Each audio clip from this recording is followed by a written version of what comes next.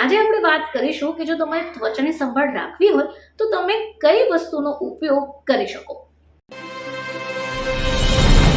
નમસ્કાર દર્શક મિત્રો, ખબર.com પરથી હું દ્રષ્ટિ આપ સૌનું સ્વાગત કરું છું. દર્શક મિત્રો, હાલમાં ખૂબ ગરમી પડી રહી છે. એવામાં આપણે વધારે ને વધારે પાણી પીવાનું શરૂ કરી દીધું છે. આ સિવાય શરીરને ઠંડક મળે એવા આહાર આપણે સેવન કરીએ છીએ, જેમ કે દહીં, છાશ વગેરે.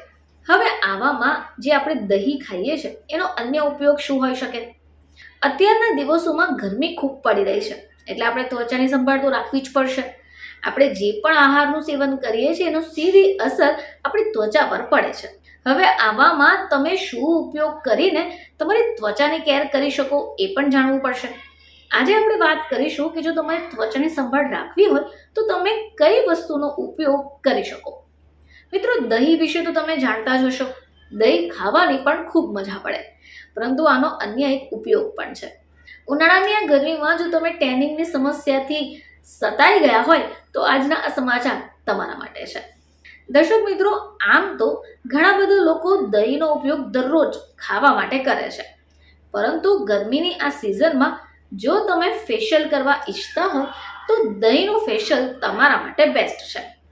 અને આનો ઉપયોગ પણ એકદમ સિમ્પલ છે, જેથી તમે ઘરે રહીને જ કરી શકશો. તો દહીંનો ઉપયોગ ખાવા માટે જ નહીં, પરંતુ બ્યુટી પ્રોડક્ટ માટે પણ કરાય છે. હવે દહીં આપણી સ્કિન માટે આટલું સારું શા માટે? કારણ કે દહીંમાં એન્ટીબેક્ટેરિયલ ગુણો છે. આની સાથે vitamin C, vitamin D, lactic acid, calcium અને ગુડ ફેટ્સ પણ છે, જે ત્વચા માટે ખૂબ ફાયદાકારક છે.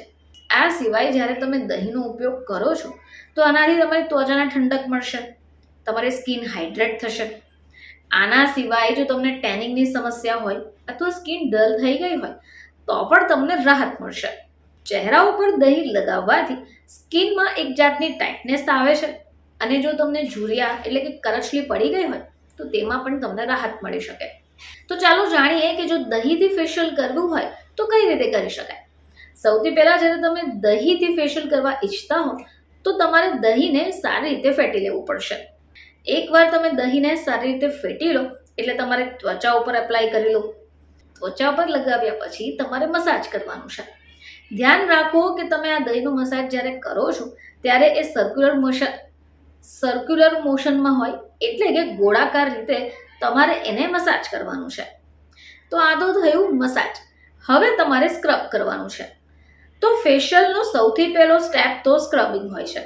એવામાં જો તમે દહીંથી મસાજ કરો એ પહેલાં તમારે સ્ક્રબ કરવું પડશે. હવે આના માટે તમારે ચોખાનો લોટ લઈને દહીંને સાથે જ સ્ક્રબ કરવાનું છે.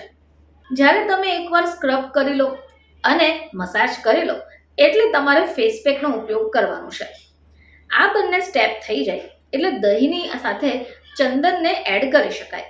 આનાથી નેચરલ ફેસ પેક બનશે, જે તમારી ત્વચાને સુંદર બનાવશે.